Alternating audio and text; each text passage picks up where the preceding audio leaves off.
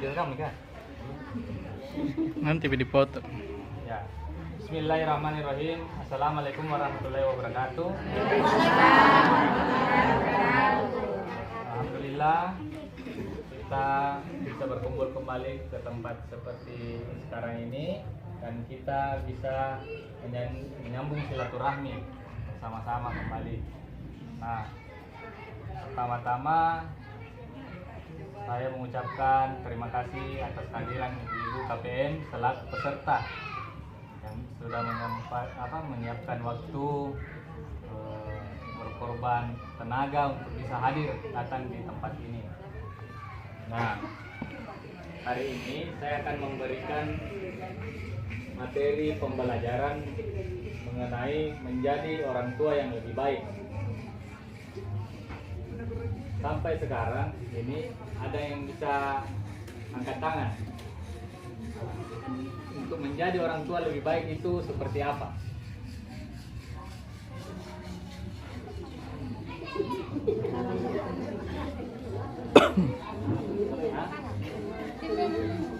Ada? Oh, ibu yang mau bicara tadi yang baju pink, jilbab pink. Yang sandal, jangan malu-malu deh. Ya, yang ada mau bicara mengenai apa itu dan bagaimana cara itu untuk jadi orang tua lebih baik. Yang kita ketahui, yang kita mau ketahui apa? Ya. Yang sekolah nanya tinggi-tinggi. Nah, itu orang tua yang lebih baik kalau begitu. Nah, ada. Ya, ada lagi.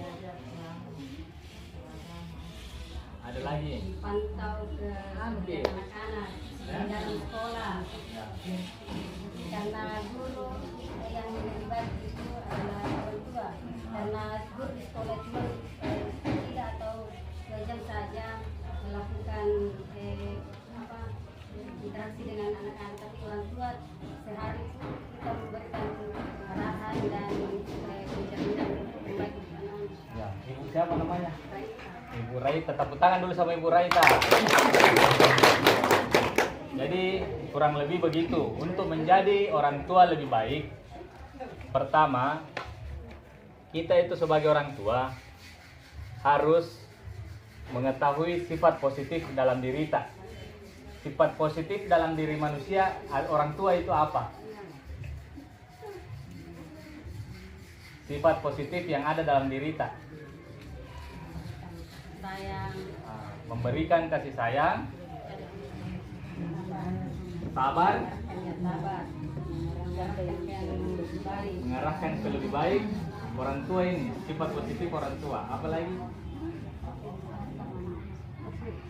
Nah, intinya yang positif bentuknya kan. Itu kita harus mengetahui sifat positif yang ada dalam diri kita.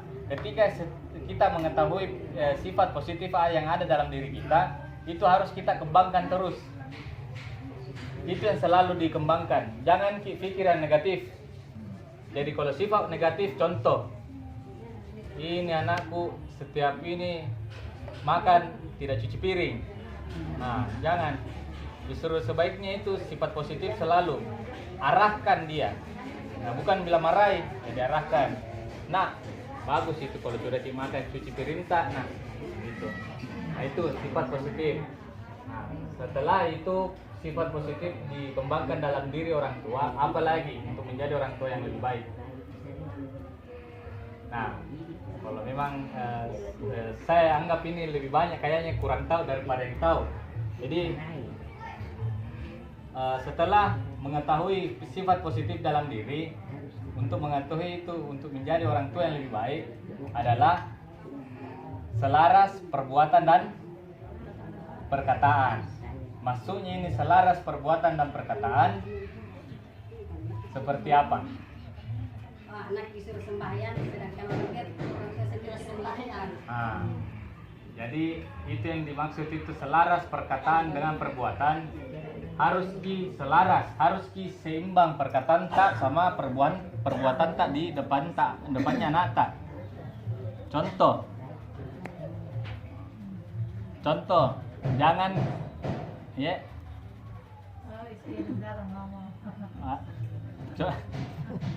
Contoh, nah, jangan ki suruh anak tak beribadah. Pasti langsung aliran sesa ini Pak Taufik ya. Jangan ki suruh anak tak beribadah. Maksud saya di sini jangan ki menyuruh tapi ajak Nah, atau jadi bisa dipaham, jangan disuruh itu anak tapi ajak karena beda itu disuruh, beda itu diajak.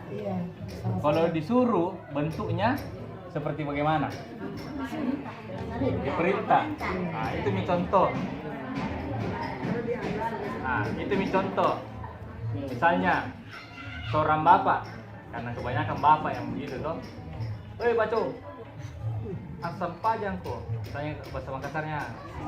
Sembayang kok. Sembayang kok. Baru dia sendiri tidak sholat. Nah, otomatis anak bakalan menilai orang tuanya. Ya mungkin dia tidak bilang tapi dalam hatinya ini kan dia suruh tapi dia enggak toh begitu. Jadi harus selaras. Nah kalau kita mengajak, nah, bentuknya pasti beda. Baco, ayo sama-sama kita sholat, bapak yang jadi imam, bagaimana kira-kira jadinya? Yang mana mudah diterima anak?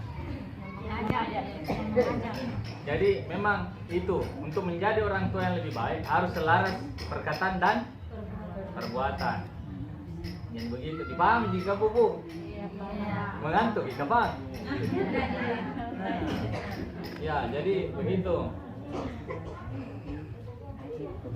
Jadi kalau saya buat yel-yel untuk ibu-ibu ini. Kalau saya bilang KPM Bahari, toh, kita semua semangat.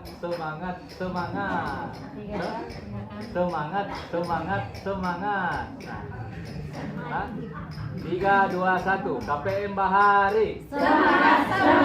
Nah, tepuk dulu. Supaya tidak mengantuk. Nah, salah satu juga itu contohnya kalau mau lebih mengetahui itu selaras perbuatan dan perkataan. Kalau mau contoh yang paling tahu, ada yang bisa berdiri satu orang kasih contoh.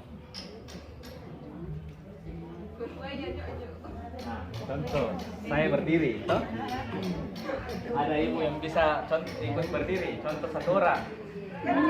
Yang kuat jangan orang tua dulu. Kita nih. Jadi, ini salah satu contoh yang dimaksud selaras perbuatan dengan perkataan. Jadi ini ibu ikuti saya. Kepala, ikuti saya gerakan. Ikuti saya bu. Ikuti saya. Kepala, pundak, lutut kaki, kepala, pundak, lutut kaki, kepala, pundak, lutut kaki, kepala. Nah, itu maksudnya. Jadi ketika saya duduk itu. Nah, jadi bisa dilihat tadi, maksudnya tadi ketika saya bilang kepala tapi saya pegang perut, ibu tetap bilang begini. Jadi tidak. Saya pas bilang kepala, ibu saya pegang perut, ibu juga pegang perut. Nah, sebenarnya kepala di sini. Jadi sini nih contohnya bahwa anak-anak itu bu, anak tak di rumah semua. Anak itu kayak ini, adik. Jadi pengertiannya anak itu adalah orang yang belum berumur 18 tahun. Di bawah 18 tahun itu termasuk anak-anak. Jadi itu maksudnya kenapa anak-anak itu kiblatnya orang tua. Karena anak-anak itu melihat, dia gampang belajar melihat orang tua dibandingkan perkataannya orang tua. Ya, sama tadi, dia lebih mudah untuk mempelajari apa yang dia lihat daripada apa yang dia dengar. Nah, jadi harus mencontohi, selaraskan perbuatan dengan perkataan tak begitu. Jadi iya, maksudnya harus menjadi temannya anak, bukan berarti teman anak yang kasih begini kepala atau tidak. Harus menjadi temannya anak, sahabatnya anak, orang tuanya anak, supaya itu anak bisa terbuka, gitu. Bisa terbuka, bisa lebih jujur, bisa lebih utarakan apa yang dia mau sampaikan.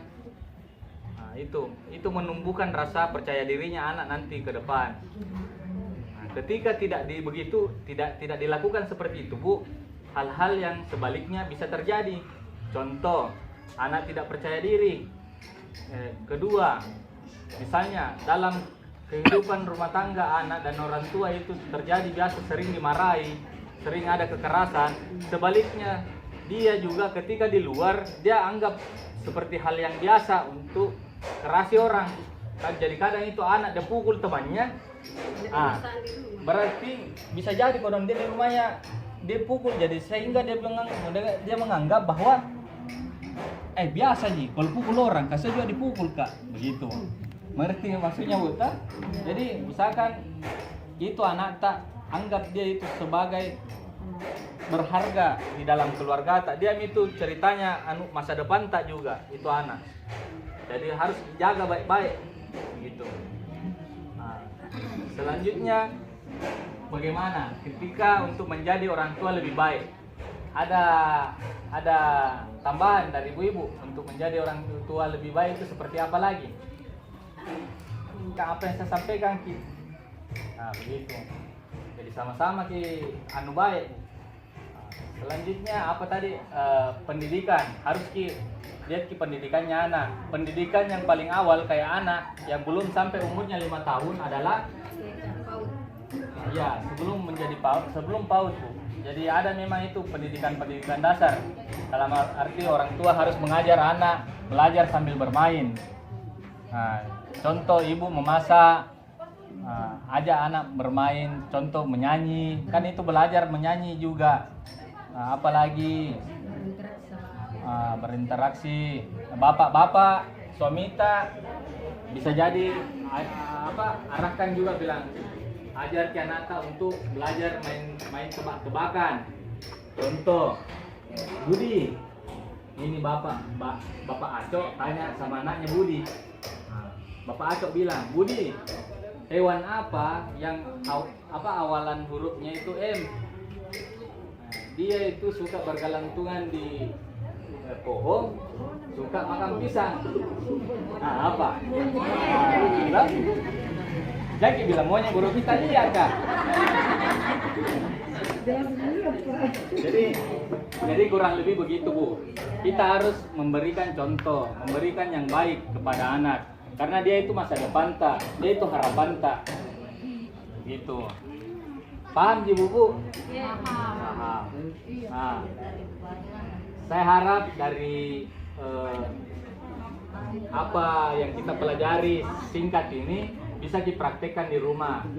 Karena ketika kita mempraktekkan ini di rumah, itu juga untuk kita, kebaikannya untuk kita sendiri, kebaikannya untuk anak tak ke depan, masa depannya, dan lingkungannya. Karena kapan anak bagus, pasti lingkungannya juga bagus. Gitu. Jadi saya akhiri dengan ucapan Alhamdulillahirobbilalamin. Assalamualaikum warahmatullahi wabarakatuh.